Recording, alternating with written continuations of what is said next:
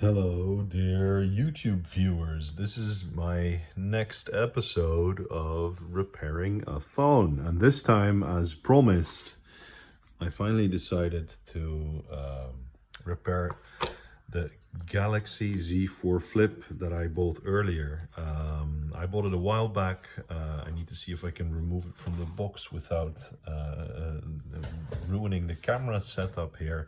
But I've been planning on repairing this phone for quite a while now. I had some issues with shipping the spare parts, but finally this week in the mailbox, here it came, a brand new Galaxy Z4 Flip screen. And well, there was, yeah, I think you can tell a tiny bit. It's really nothing much, but there's like some minor damage on the outer frame of the phone for the new one. But I really don't care that much. What it's about is the screen working, so we're gonna figure out whether it works or not. Just like last time, I took the liberty of with the iPad, I did that as well. And here again, I took the liberty of removing some parts. This is the minor LCD display that is on the back of the phone.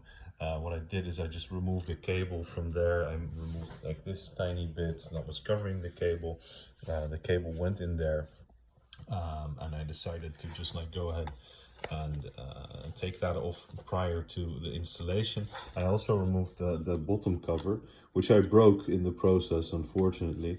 But it's like €8 to ship another one back into well, back to my doorstep basically, and maybe I can get my hands on one like someplace else. As you can see, this is what the previous owner of this phone did. Like, they took off this part of the display, which actually, when you do that, you ruin the entire screen. It's not functional at all. It wasn't doing anything. They offered, I could buy it for €60, which is really a bargain. And yeah, I'm gonna see whether or not I can repair this quickly. I got a bit cocky and already put the iFixit sticker on the phone, so we'll see whether or not I can actually manage to repair this phone. But so far so good. I'm in good spirits. Let's see how far I get. Okay, so once more, here you can see them side by side. This is the old screen, and you can tell it's somehow less damaged than the one that got shipped from AliExpress. The thing is, however, yeah, hopefully this is functional, and basically because of those scratches, it's probably why this aftermarket product was shipped in the first place. I also already removed the SIM card tray, and I'm gonna go ahead and remove as much as possible. For that, I also will use a bit of isopropyl alcohol, or whatever, isopropanol alcohol, 99.9%. So people, do not drink this, but use it to repair your phone, because it actually worked very well with the iPad. So the phones are side by side now. I took a crosshead screwdriver. They actually shipped one in the bag with it, but I'm not going to use it. It's probably dreadful. So this is my trusty brute strength screwdriver that I'm going to use and remove all these screws. I checked. I actually have a video side by side, and the vast majority of them have the same size. I think this black one here is the only one with a different size. So it's going to be really easy. Let's see how this goes. All right, so that was quite easy. I already removed some of the lids covering the little connectors right there. All of these on the upper half of the display have been released. I think this is the motherboard, so I'll go be very careful about that and transfer that to the other device. This is all the stuff inside the upper display, so this part, and these were all the screws inside the bottom half. I'm going to neatly transfer that. I intend on like first removing everything from the bottom half and transferring it right into the other display, and then doing all these stuff from the upper part. I have heard mixed things about transferring the batteries. Some people say it's very easy, some people say it's rather hard. So I'm just gonna see how far I'll get. I'm gonna definitely try to transfer them, see what the battery health is like, and maybe depending on that, see whether I will remove it again or not. Okay, so for the bottom half, I removed the lid covering those two connectors, which I think is the battery there, and this is the wireless charging slash speaker section. This seems to be fixed somehow. Like, I want to pull it off, but well, I do and I don't. I don't know.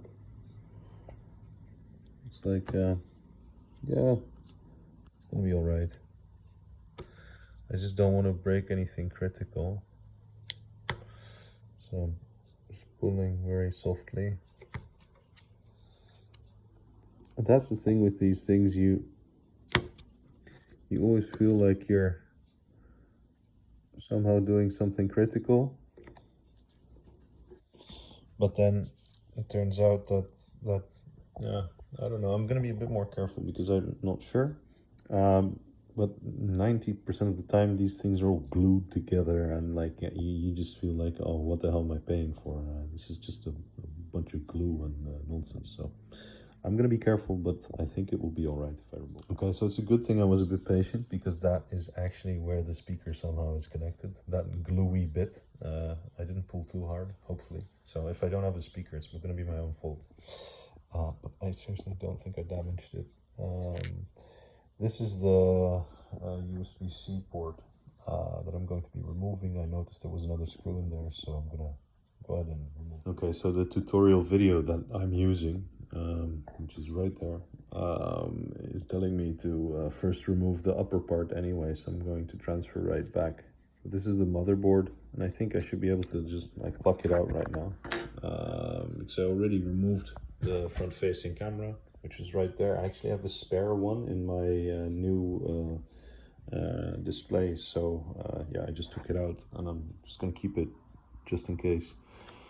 I'm gonna see if I can remove this easily with this miserable camera setup that I made for myself. I think I'm gonna be able to do it. I feel some movement there, yeah. You just pry a bit, usually. Okay, the camera setup didn't allow me to do it, but I got the motherboard, so I'll transfer it. I put it right back in, but now it's actually more separate. Actually, you're gonna want to use both hands for this, but yeah, there it goes. It's the motherboard and yeah, the back cameras and the camera panel. Okay, I'm gonna neatly drop that in there because there's some connectors. I don't want it to like cover those, but step one. Okay, so this is now a motherboardless phone. I already put that in there and used the camera that came with the other screen to plug that in already. So it's the first connector. What I'm gonna do now is use this alcohol to remove the battery. Apparently that works really well. I heard mixed things about it. I might have to order a separate battery from AliExpress again. Let's see. Okay, wow, I managed, but this took far longer than I thought. I drowned it in isopropyl alcohol, and I managed to remove the battery. But yeah, I don't know. It looks like, yeah, I don't. It was way less easy to remove than the guy in the video claimed it was. And in addition to that, the last thing you want to put in a phone is a damaged battery. So yeah, depending on how easy it's going to be to remove this bigger battery down there, I will actually go ahead and order these batteries on AliExpress again, because yeah, I just don't want to expose my pockets to something that is burning. So yeah, let's see. All right, this was quite a bit of prying, but I actually have the large battery and the small battery. Both of them drowned in alcohol. I used like lots of tools to pry it loose. I would actually encourage you to just buy the new one. It's really not worth replacing these. Especially if the battery health turns out to be bad. But yeah, I'm gonna go ahead and try and transfer them over to the new display, and let's see how it works out. Alright, so I went ahead and transferred the battery over to the new device, and this thing is really like starting to pack some weight now. The vast majority of the weight on phones, I noticed, comes from the battery.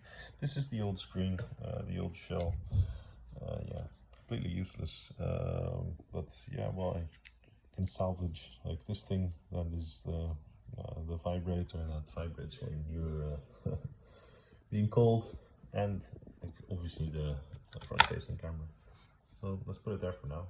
See if we'll need it. All right, so the entire bottom half almost transferred. Only that screw is missing. Some of the screws are magnetic, so they keep snapping back into positions that you don't want them to be in. So you need to be careful with that. There's only one minor thing I noticed. There is no button in that socket, and there is a button in this socket, and that's actually not the case in the tutorial video that I'm watching right now.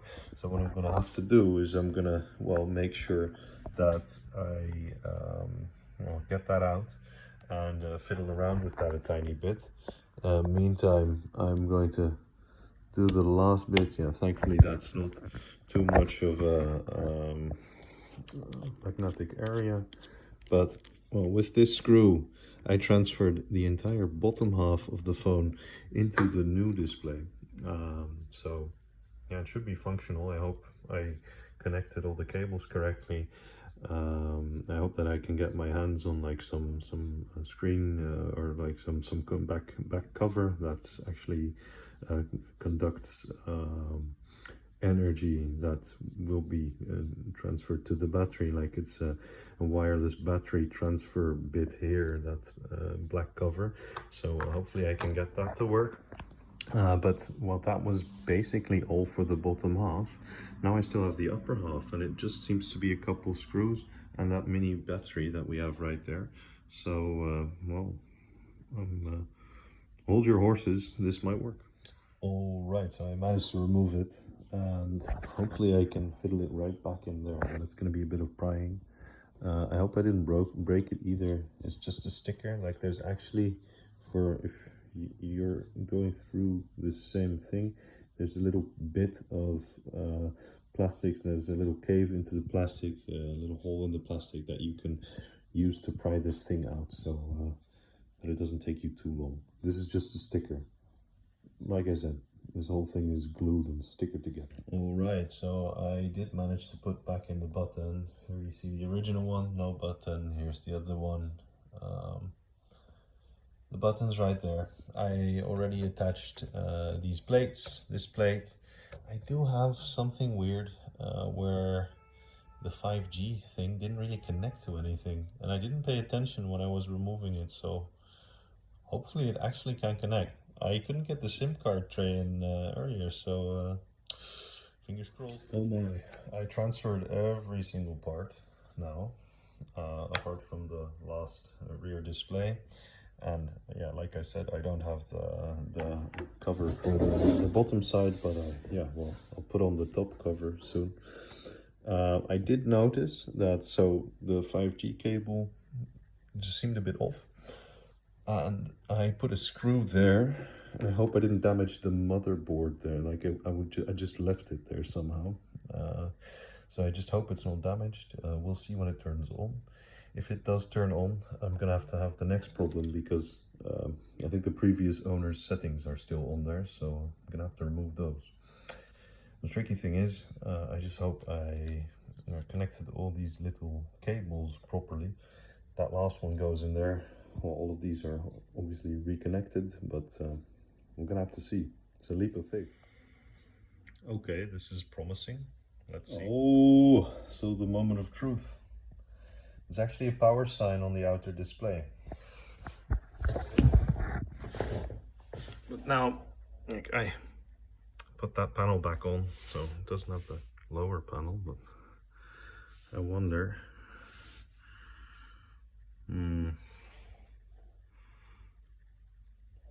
I'll probably have to charge it a bit more. Let's see. Okay, so this display used to be responsive. It's not really, and whenever I touch the power button, which is the one that I happen to replace, it says there was an issue. So maybe this was a bridge too far. Maybe I didn't do it right. I can still bring it to the store, see if they can have a look at it, see if they can repair it. That fucking sticker is ruining my mood right now. But I tried, right? The screen, I ended up paying 50 euros for it, which is a really good deal for a folding screen. But it's not doing anything. So yeah, maybe that's why. It might have been an illusion to get a flip phone for 110 euros, but at least I tried, right? We'll see you next time.